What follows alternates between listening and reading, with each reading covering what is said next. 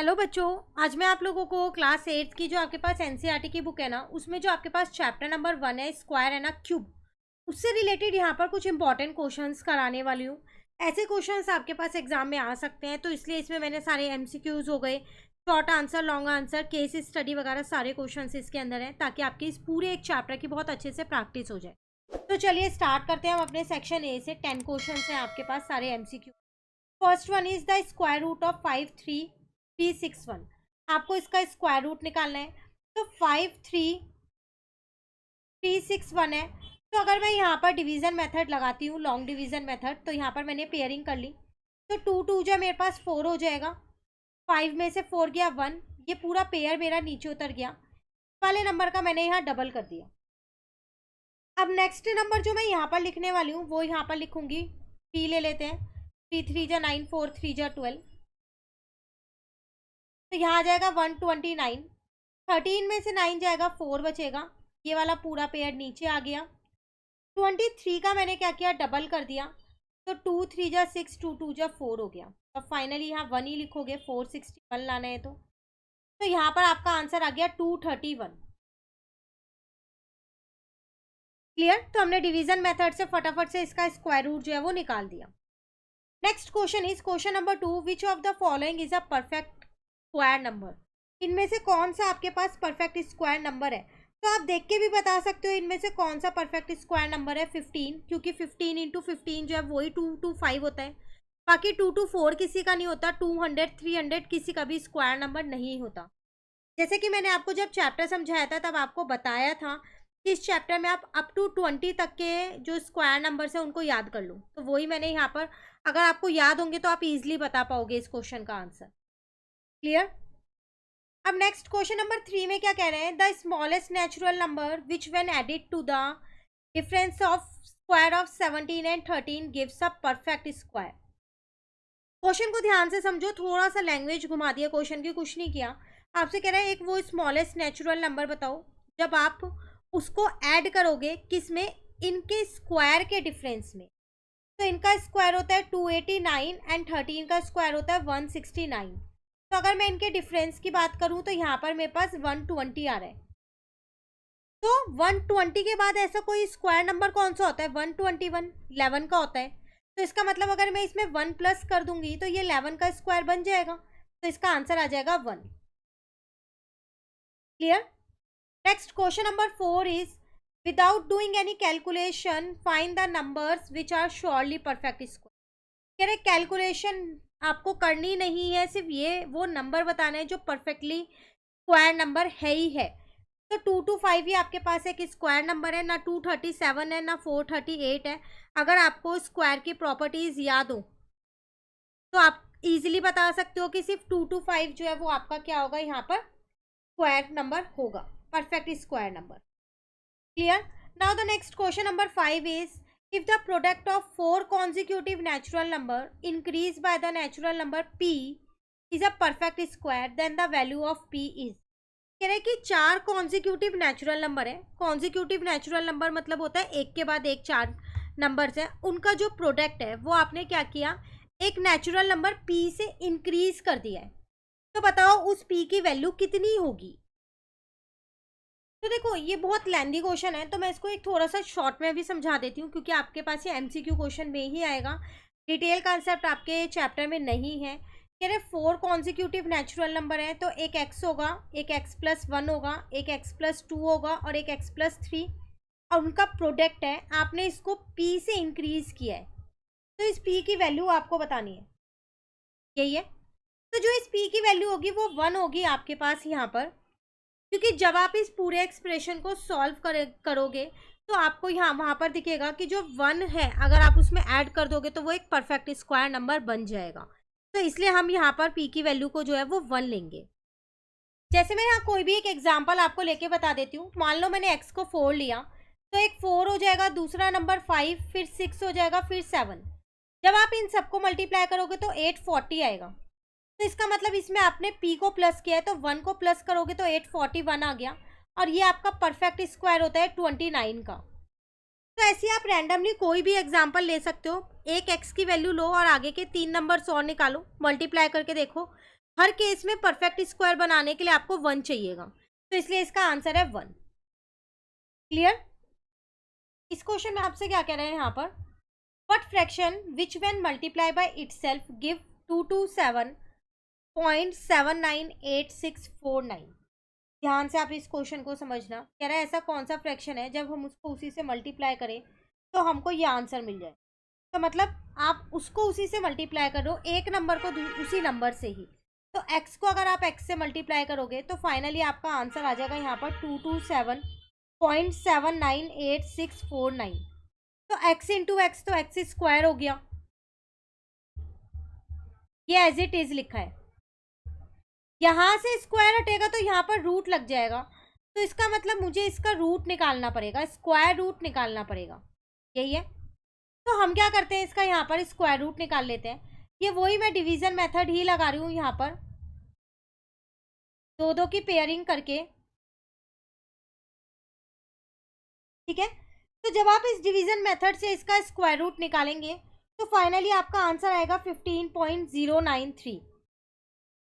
तो आपके पास आंसर आ गया 15.093। स्क्वायर रूट निकालने का पूरा कॉन्सेप्ट ये डिवीजन मेथड से मैंने सिखा रखा है, जो आपकी एनसीईआरटी की बुक है उसमें चैप्टर है, सब कॉन्सेप्ट है, आप वहाँ से इसको अच्छे से समझिए। डेसिमल वाला भी सिखाया है, दूसरा भी, बट ये एमसीक्यू क्वेश्चंस है तो जितना शॉर्ट में पॉसिबल हो उतना करो। नॉर्मली आप ये भी कर सकते हो, इन नंबर्स को फटाफट आपस में मल्टीप्लाई करके।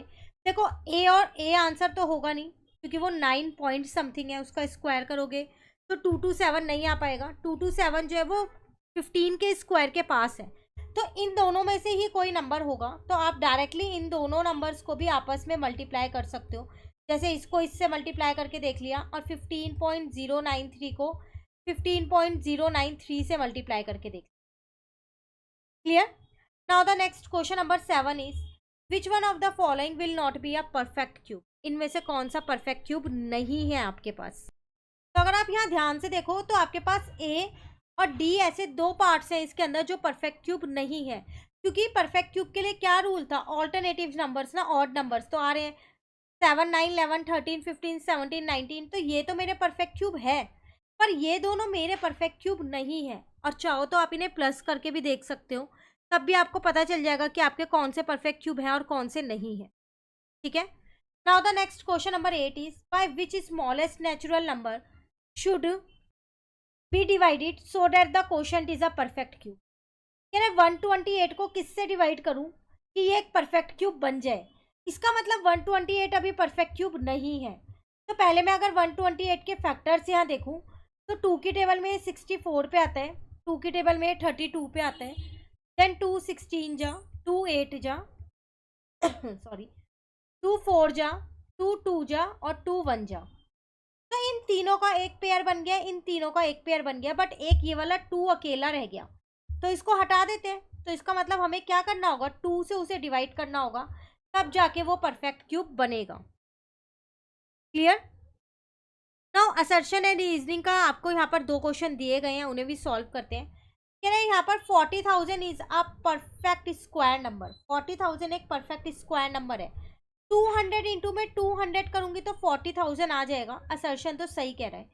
रीजन क्या कह रहा है आपसे, a perfect square number is a number that can be express as a product of any integer by itself और the second exponent of an integer.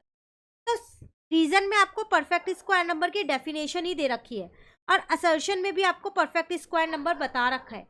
तो इसका मतलब रीजन और असर्शन दोनों ट्रू है और रीजन जो है वो असर्शन की करेक्ट एक्सप्लेनेशन भी दे रहा है। Clear? Now the next question number 10 is a number ending in an odd number of zeros is also a perfect square. कह रहा है जो भी number odd number of zeros से एंड होता है वो परफेक्ट स्क्वायर होता है। जैसे 1000, 3 जीरो है इसके लास्ट में, ऑड फॉर्म में है, तो क्या ये परफेक्ट स्क्वायर है? नहीं, ये परफेक्ट क्यूब है, परफेक्ट स्क्वायर नहीं है। तो इसका तो असर्शन ही गलत है। तो सीधा सीधा इसका आंसर डी आ जाएगा। रीजन पढ़ने की जरूरत ही नहीं है क्योंकि असर्शन इज फॉल्स का एक ही ऑप्शन है। अब हम स्टार्ट करते हैं अपना सेक्शन बी, जिसमें very short answer type questions हैं। टोटल 4 क्वेश्चंस है हमारे पास यहाँ पर। फर्स्ट में आपसे क्वेश्चन 11 में कह रहा है in a right triangle ABC if angle B is 90 and if angle AC is 13 BC is 15 centimetre है ये, ठीक है। Find AB। तो आपको AB यहाँ पर फाइंड करना है। तो मैं क्या करती हूँ, पहले यहाँ पर एक वो राइट एंगल ट्राइंगल को बना लेती हूँ। एंगल बी मुझे कह रहा था कि 90 डिग्री है, तो फिर मैं यहाँ पर एंगल बी पे ही 90 डिग्री बनाऊंगी। ठीक है, अब वो मुझसे यहाँ कह रहे हैं कि ए सी 13 है और बी सी 5 है, तो मुझे क्या फाइंड करना है, ए बी फाइंड करना है। तो क्लास 7th में आप पाइथागोरस थ्योरम करके आए होंगे। पाइथागोरस थ्योरम कहती है हाइपोटेन्यूज का square is equals to perpendicular का स्क्वायर प्लस बेस का स्क्वायर होता है। तो 169 इज इक्वल्स टू में 25 प्लस ए बी का स्क्वायर हो जाएगा। तो यहाँ से मैंने क्या किया, 25 को मैं इधर ले आई, माइनस का हो गया, तो ए बी स्क्वायर की वैल्यू आ गई मेरे पास कितनी, 144 आ गई। और 144 किसका स्क्वायर होता है, 144 12 का स्क्वायर होता है। तो इसका मतलब मेरा जो ए बी है वो कितना आ जाएगा, 12 सेंटीमीटर आ जाएगा। क्लियर है। तो ये था question number 11। Now the question number 12 is find the square root of 400 by prime factorisation method. Prime factorisation method से 400 का आपको क्या करना है, स्क्वायर रूट निकालना है। तो पहले प्राइम फैक्टराइजेशन मेथड से इसके फैक्टर्स निकाल लो। तो ये आ गया 200, यहाँ पर आ गया मेरे पास 100, यहाँ पर आ गया मेरे पास 50, देन उसके बाद 25 आ गया, 5 5 जा हो गया एंड 5 1 जा हो गया। तो 400 के अगर मैं यहाँ पर देखूँ फैक्टर्स, तो 2 इंटू 2 इंटू 2 इंटू 2 हो गया और 2 बार 5 हो गया। तो पेयरिंग अगर हम यहाँ पर करेंगे तो एक एक नंबर लेंगे, एक बार 2 एक बार 2 एक बार 5 ले लिया, 5 2 जा 10 2 जा 20, तो 400 का स्क्वायर रूट आ गया मेरे पास 20। Clear. Now the question number 13 is find the cube root of 287। 287 का आपको क्या करना है, क्यूब रूट निकालना है। तो 287 के अगर मैं यहाँ पर फैक्टर्स देखूं तो ये 7 की टेबल पे पूरा पूरा जा रहा है 41 पे, देन 41 1 जा 41, क्योंकि वो प्राइम नंबर होते हैं। तो हमें वो कह रहा था यहाँ पर क्यूब रूट बताओ कि इसका क्यूब रूट क्या होगा। तो 287 तो एक परफेक्ट क्यूब है ही नहीं, तो आप सीधा लिख सकते हो 287 is not a perfect cube. Clear. Next, using prime factorisation find the cube root of 5832। Again cube root निकालना है प्राइम फैक्टराइजेशन से।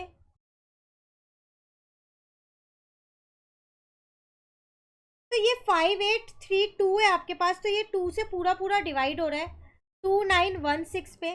अभी भी ये 2 से डिवाइड हो रहा है आपके पास यहाँ पर 1458 पे। अब 1458 भी 2 से डिवाइड हो रहा है 729 पे। 729 नहीं डिवाइड हो रहा, अब 2 से 3 से डिवाइड हो रहा है हमारे पास 243 पे। अभी भी ये 3 से डिवाइड हो रहा है 81 पे। अब ये हो जाएगा 327 जा, देन 39 जा, 33 जा और 31 जा। ठीक है ना, क्यूब रूट बताना था। तो यहाँ पर ये 3 का एक पेयर है आपके पास, तो एक बार 2 लिख दिया, फिर इन तीनों 3 को एक बार 3 लिख दिया, उसके बाद इन तीनों 3 का एक बार 3 लिख दिया। 3 3 जा 9, 9 2 जा 18, का मतलब इसका क्यूब रूट क्या है, वो है 18। क्लियर। ये था सेक्शन बी जो 2 मार्क्स का था कंप्लीट। अब हम आते हैं अपने सेक्शन सी पे, उसको कंप्लीट करते हैं। इसमें क्वेश्चन नंबर 15 है हमारे पास यहाँ पर। Find the smallest number which when multiply by 675 must be multiply to obtain a perfect cube. Also find the cube root of this number. 675 में ऐसा कौन सा सबसे छोटा नंबर मल्टीप्लाई करें कि एक परफेक्ट क्यूब बन जाए। उसके साथ साथ हमें क्या करना है, इसका क्यूब रूट भी निकालना है। तो सबसे पहली बात ये तो हमें पता चल गया कि 675 जो है वो परफेक्ट क्यूब नहीं है। अब देखते हैं कि उसकी पेयरिंग में कौन कौन से नंबर्स रह गए हैं जिनका पेयर नहीं बनाए। तो हम यहाँ पर स्टार्ट करते हैं अपना 15th क्वेश्चन। मैंने यहाँ पर 675 के पेयर्स निकाले, तो इसके लास्ट में 5 लग रहा है, तो आपको पता चल रहा है ये ईजिली 5 की टेबल से जाएगा। तो सबसे पहले मैंने क्या किया, इसको 5 से ही डिवाइड कर दिया, तो मेरा आंसर आ गया 135। अभी दोबारा मैंने इसको 5 से डिवाइड किया तो आंसर आया 27।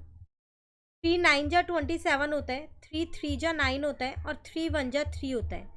तो आपको दिख रहा है इन 3 के तो पेयर बन गए हैं, एक पेयर हो गया, पर इस 5 का नहीं बन पाया है। तो हम यहाँ लिख देंगे 675 is equals to 5 into 5 into में 3 इंटू में 3 इंटू में 3। तो 5 का पेयर नहीं बन पाया। 5 हैज़ नो कंप्लीट पेयर, मतलब 3 5 नहीं है ना, तो वो नहीं बन पाया। तो required smallest number is 5 which is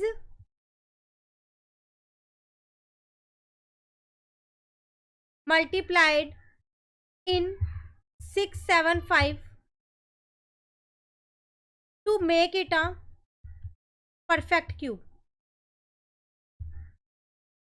ठीक है, साथ के साथ क्यूब रूट भी निकालना था, तो हम यहाँ पर 675 इंटू में 5 कर देंगे और यहाँ पर भी एक 5 से मल्टीप्लाई कर देंगे। दोनों साइड मैंने मल्टीप्लाई कर दिया है। तो अगर अब आप 675 को 5 से इंटू करते हो तो 3375 आ जाएगा, और इन तीनों का एक पेयर, इन तीनों का एक पेयर, तो यहाँ 5 इंटू में 3 आ गया। तो फाइनली उस नंबर का क्यूब रूट आ गया 15। क्लियर है? ये था आपके पास क्वेश्चन नंबर 15 जो कि कंप्लीट होता है। आते हैं अपने क्वेश्चन नंबर 16 पे। इसमें आपसे क्या कह रहे हैं यहाँ पर, इज 9720 अ परफेक्ट क्यूब। क्या 9720 एक परफेक्ट क्यूब है? अगेन हम प्राइम फैक्टराइजेशन से चेक कर लेंगे। अगर 3 3 के पेयर हर एक नंबर के बन रहे होंगे तो परफेक्ट क्यूब है, नहीं तो नहीं है। If not, find the smallest number by which it should be divided to get a perfect cube. अभी इस केस में कह रहे हैं कि ऐसे सबसे छोटा नंबर बताओ जिससे हम उसे डिवाइड कर दें तो वो परफेक्ट क्यूब बन जाए। And also find the cube root, साथ के साथ क्यूब रूट भी बताना है। तो पहले 9720 के फैक्टर्स देखते हैं हम। तो 9720 जो है वो 2 की टेबल में आता है, तो मैंने इसको 2 से डिवाइड कर दिया तो 4860 हो गया। फिर मैंने इसको 2 से डिवाइड किया दोबारा तो 2430 हो गया। अभी भी आपके पास 2 की टेबल से जा रहा है, 1215 हो गया। अब 2 की टेबल से नहीं जाएगा, अब ये 3 की टेबल से जा रहा है 405 पे, अब 405 भी 3 की टेबल में जाता है 135 पे। देन 135 अगेन 3 की टेबल में 45 पे जाता है, 45 फिर से 3 की टेबल में 15 पे जाता है, 3 5 जा हो गया और 5 1 जा हो गया। तो अगर मैं 9720 के फैक्टर्स देखूं तो 3 बार तो 2 है, इसका एक पेयर बन रहा है मेरा आसानी से। इन तीनों 3 का भी एक पेयर मेरा बन गया यहाँ पर। इन दोनों 3 का, ये 2 रह गए हैं, इनका नहीं बन पाया, और एक 5 का नहीं बन पाया। इसका मतलब 9720 जो है वो परफेक्ट क्यूब नहीं है। तो हम लिख देंगे 9720 is not a perfect cube because 3 and 5 does not have complete pair, क्योंकि उनके पास जो पेयर है वो उनके कंप्लीट नहीं है। अब वो आपसे कह रहा था ऐसे कौन से नंबर से डिवाइड करें, तो आपको यहाँ से ये 2 3 हटाने और एक 5 हटाना है। तो 3 3 जा 9 और 9 5 जा 45। तो required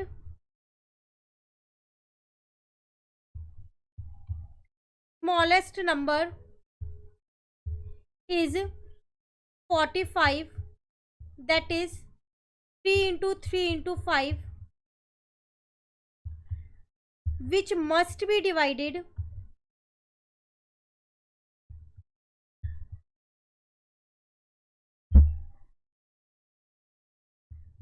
to make 9720 a perfect cube। ठीक है, साथ के साथ क्यूब रूट भी निकालना है, तो डिवाइड कर लेते हैं। 9720 को 3 इंटू 3 इंटू 5 से मैंने डिवाइड कर दिया, और यहाँ पर से मेरे ये तीनों नंबर्स हट जाएंगे क्योंकि जब डिवाइड करूँगी तो 1 बन जाएंगे, तो 3 बार 2 और 3 बार 3 रह जाएगा सिर्फ, ठीक है ना। और 2 3 और 5 यहाँ लिखे हैं, वो डिवाइड में मेरे कट हो जाएंगे। क्लियर। अब 9720 को जब आप इससे 45 से डिवाइड कर रहे हो तो आपके पास आएगा 216, और यहाँ पर इन तीनों 2 का एक 2 और इन तीनों 3 का एक 3, तो इसका मतलब 216 के फैक्टर जो क्यूब रूट है वो आ गया 6। ये 216 इसको डिवाइड करके आया है 45 से। क्लियर है।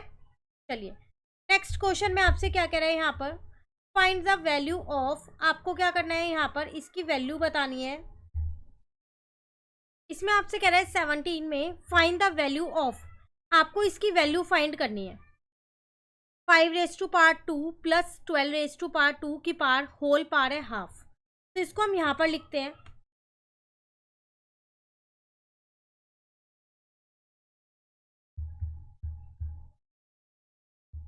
तो 5 5 जा 25, 12 12 जा 144 हो गया, और इस पूरे की पावर है हाफ, तो ये हो गया 169 की पावर हाफ। 169 को मैं 13 की पावर 2 लिख सकती हूँ। अब पावर के ऊपर पावर होता है तो लॉ ऑफ एक्सपोनेंट कहता है वो मल्टीप्लाई होते हैं, कट हो गया, मेरा फाइनल आंसर 13 आ गया। Clear. Now the next question number 18 is the perimeter of 2 square are 40 and 96 respectively. 2 squares हैं, उनका पेरीमीटर दे रखा है 40 और 90। Find the perimeter of another square, अभी एक और स्क्वायर का पेरीमीटर आपको निकालना है। Equal in area of sum of first 2 square, कह रहा है जो स्टार्टिंग के 2 स्क्वायर थे ना उनके एरिया के सम के बराबर है, वो पेरीमीटर जो है वो अनदर स्क्वायर का जो पेरीमीटर है वो उसके इक्वल है। तो पहली बात तो मुझे जो स्टार्टिंग के 2 स्क्वायर्स हैं उनकी साइड ही नहीं पता, उनका एरिया तो तभी निकालूंगी, तो मैं पहले उनकी साइड निकाल लेती हूँ।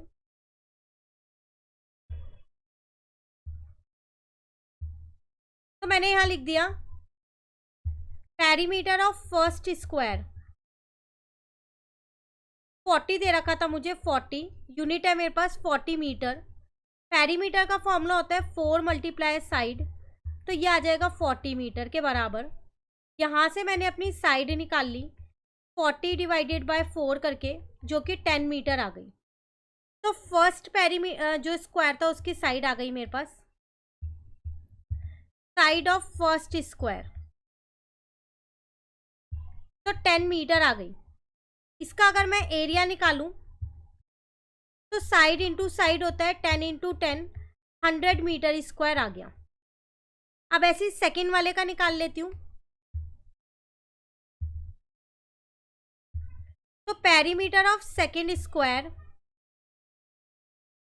वो मुझे दे रखा था 96 मीटर, तो 4 multiply side is equals to 96 metre हो गया। यहाँ से मैंने अपनी साइड निकाल ली 96 डिवाइडेड बाय 4 करके, तो मेरा आंसर आ गया 24 metre.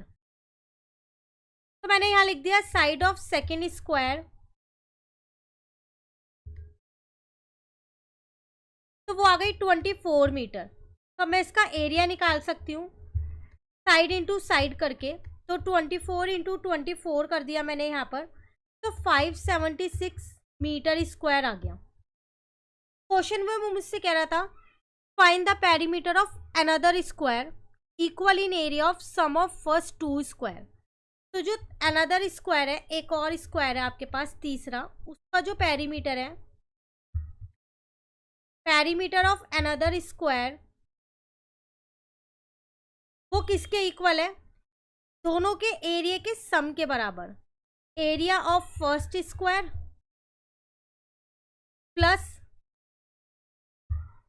Area of second square.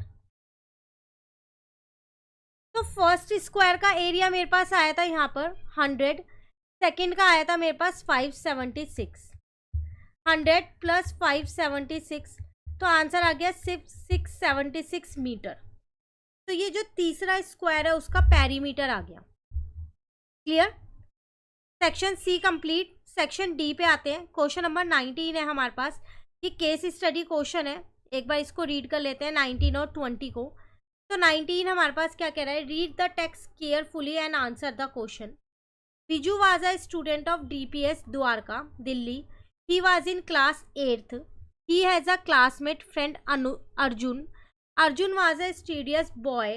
He was found of studying the number pattern. कह रहा है बिजू एक जो 7th क्लास का बच्चा है, उसका एक फ्रेंड है अर्जुन। वो पढ़ने का उसका मतलब उसे काफ़ी शौक है, ठीक है। तो वो नंबर पैटर्न को स्टडी कर रहा था वहाँ पर। तो आपको ये दे रखा है 1 का क्यूब, 2 का क्यूब, 3 का क्यूब और 4 का cube. Once he found some pattern like 1 का क्यूब 1, 3 + 5 = 8, तो वो 2 का क्यूब हो गया। मतलब उसने देखा कि पहला ऑड नंबर है तो वो पहले का ही क्यूब है, आगे के 2 ऑड नंबर है तो वो 2 का क्यूब है, आगे के 3 ऑड नंबर्स है तो वो 3 का क्यूब है, 4 ऑड नंबर है तो वो 4 का है, 5 ऑड नंबर है तो वो 5 का क्यूब है। अब उसके माइंड में कुछ क्वेश्चंस आते हैं, वो क्या, find the consecutive odd number will be needed to obtain the sum as 102। अब आपसे कह रहे हैं यहाँ पर थोड़ा सा चेंज कर लो, यहाँ 102 ना होके ना ये 10 की पावर क्यूब होगा। कह रहे वो कॉन्जिक्यूटिव ऑड नंबर्स बताओ जिनको आप प्लस करो तो 10 की पावर क्यूब आ जाए। तो आपने आगे के 5 नंबर लिए थे 29 तक के, तो वो 5 का क्यूब आया था।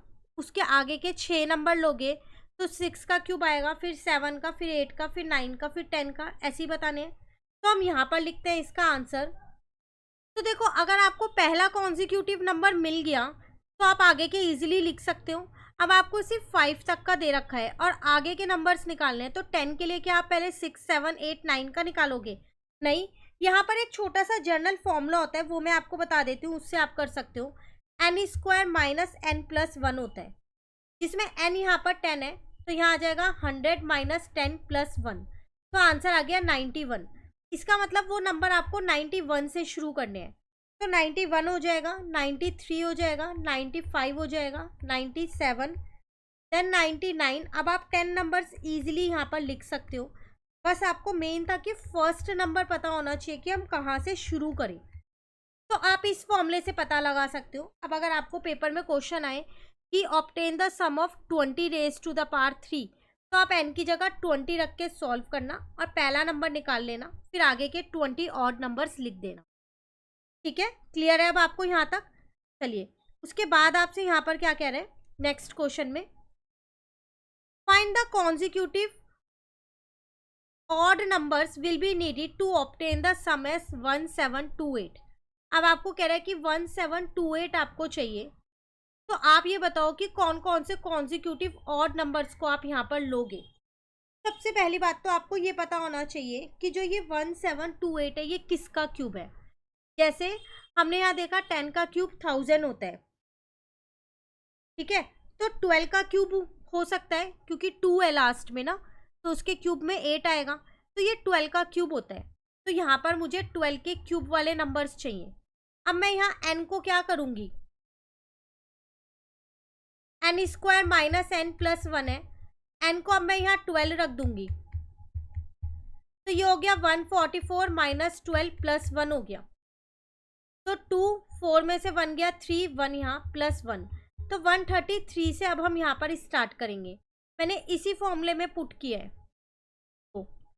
ठीक है। तो 133 से स्टार्ट करो, 133 हो गया, 135 हो गया, देन 137 हो गया, 139 हो गया, 141 हो गया, 143 हो गया, 145 हो गया, 147 हो गया, 149 हो गया, 151 हो गया। 12 नंबर्स लिखने हैं, काउंट कर लो, 1 2 3 4 5 6 7 8 9 10 हो गया अभी, तो 153 हो गया एंड 155 हो गया।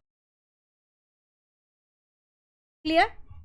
नेक्स्ट क्वेश्चन में आपसे क्या कह रहा है यहाँ पर, find the least number of unit cube required to make a perfect cube using 500 unit cubes. इसमें आपसे कह रहा है कि least number of unit cube बताओ कितनी आपको चाहिएगी ताकि आप एक परफेक्ट क्यूब बना लो, किसको, 500 को। तो सबसे पहली बात अगर मैं यहाँ पर देखूँ इसका सी पार्ट, जो ये 500 है इसके पास में मेरे को 2 क्यूब मिलते हैं, तो मैं यहाँ लिख देती हूँ द परफेक्ट क्यूब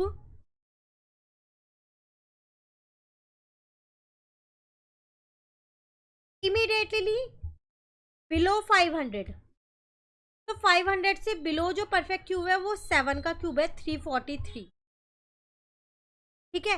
उसी तरीके से the perfect cube immediately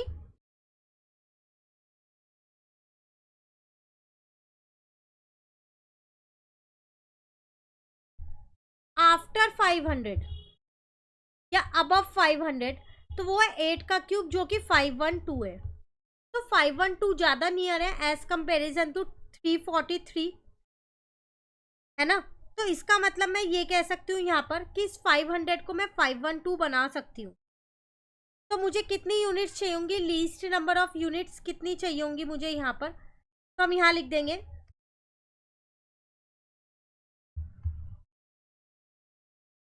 the least number of unit cubes required to make a perfect unit या परफेक्ट क्यूब यूजिंग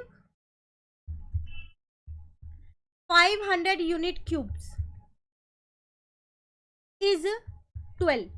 और ये 12 आया कहाँ से वो आपको पता होगा, यहाँ पर 512 माइनस 500 किया तो 12 आया है, क्योंकि 343 उससे थोड़ा ज़्यादा दूर था, 512 उसके पास था। Clear, complete. क्वेश्चन नंबर 20 देखते हैं, लास्ट क्वेश्चन है, फिर ये पूरा हमारा चैप्टर 1 के जितने इंपॉर्टेंट क्वेश्चन पॉसिबल थे वो मैंने यहाँ पर सारे आपको दिखा दिए और समझा भी दिए। उसके बाद हम नेक्स्ट क्लास में चैप्टर 2 के करेंगे, ठीक है। Now once a teacher in the class wrote 25 on the blackboard, she called Rita to subtract 1 from 25। एक बार क्या हुआ, टीचर ने ब्लैक बोर्ड पे 25 लिखा, एक गर्ल को बुलाया और बोला कि आप उसमें से 1 को सब्ट्रैक्ट करो। फिर उसने अजय को बुलाया और बोला उसमें से 3 सब्ट्रैक्ट करो। फिर नीतू को बुलाया और बोला 5 सब्ट्रैक्ट करो। ऐसे वो एक एक बच्चे को बुलाती रही और ऑड नंबर्स को सब्ट्रैक्ट कराती रही, ठीक है। 9, जिसने 9 को सब्ट्रैक्ट किया 0 आ गया। From 25 they had subtracted successive odd numbers starting from 1 and obtain 0 at 5th। तो टीचर वहाँ बताती है कि उसने एक एक बच्चे को बुलाया, उसने 25 में से सक्सेसिव ऑड नंबर्स को सब्ट्रैक्ट कराती गई, तब तक 0 नहीं आया, 0 उसका 5th स्टेप में आ गया। तो टीचर ने बच्चों को बताया कि जब 5th स्टेप में आया है तो इसका मतलब 25 जो है वो 5 का स्क्वायर, या फिर 25 का जो स्क्वायर रूट है वो 5 है। आपको पता होगा हमने ये मेथड सीखा है, सब्ट्रैक्शन मेथड सीखा है ना, तो ये वही मेथड है। In how many steps the successive odd number are to be subtracted from 49 to get 0। अब 49 के लिए आप कितने स्टेप्स लोगे, तो 49 7 का स्क्वायर होता है, तो इसका मतलब आप 7 स्टेप्स लोगे तब जाके आपका आंसर 0 आएगा। Fill in the square of 15, तो फिल की जगह यहाँ पर आप फाइंड लिख दो, यहाँ पर फाइंड है, फाइंड द स्क्वायर ऑफ 15। 15 का स्क्वायर आपको निकालना है, आप डायरेक्ट भी बता सकते हो 2 to 5 है, और आइडेंटिटी लगा के भी बता सकते हो। Clear, now fill in the blanks. अब आपको ये ब्लैंक फिल करना है, इसके अंदर आपसे कह रहा है 9 - 1 8, 8 - 3 5, 5 - 5 0 हो गया। Tell that 676 is a square root of, तो बताओ 676 जो है वो उसका स्क्वायर रूट क्या होगा। तो यहाँ पर तो आपको ये एक तरीके से 3 नंबर सिर्फ बता रखे हैं, पर आपको यहाँ पर 676 का स्क्वायर रूट निकालना है। तो 676 अगर आप देखो, तो अगर आपको क्यूब स्क्वायर्स याद है तो आप इजीली बता पाओगे कि 676 किसका होता है। तो 26 का ये हमारे पास स्क्वायर होता है, तो 676 का स्क्वायर रूट आ जाएगा 26। और नहीं तो आप चाहो तो वही सब्ट्रैक्शन मेथड यहाँ पर लगा सकते हो। 676 माइनस का 1 करोगे तो 675 आएगा, देन 675 माइनस का 3 करोगे तो 672 आएगा। ऐसे ही आप करते करते सारे ऑड नंबर्स को यहाँ पर -3, फिर 5 हो गया, फिर 7, फिर 9, फिर 11, ऐसे सब्ट्रैक्ट करते रहो। तो 26th स्टेप पे आपका जाके आंसर जो है वो 0 आएगा। ठीक है, तो अगर इसकी वेटेज ज़्यादा हुई, 2 या 3 नंबर का क्वेश्चन हुआ ये केस स्टडी में, तो आप पूरा सॉल्व करके दिखा देना। और नॉर्मली सिर्फ 1 मार्क का हुआ तो आप डायरेक्ट 26 भी लिख सकते हो। क्लियर? तो हमारा ये जो चैप्टर नंबर 1 के इंपॉर्टेंट क्वेश्चंस थे, ये सारे यहाँ पर होते हैं कंप्लीट। अब मिलते हैं हम अपने नेक्स्ट क्लास में नेक्स्ट चैप्टर के क्वेश्चंस के साथ। Thank you.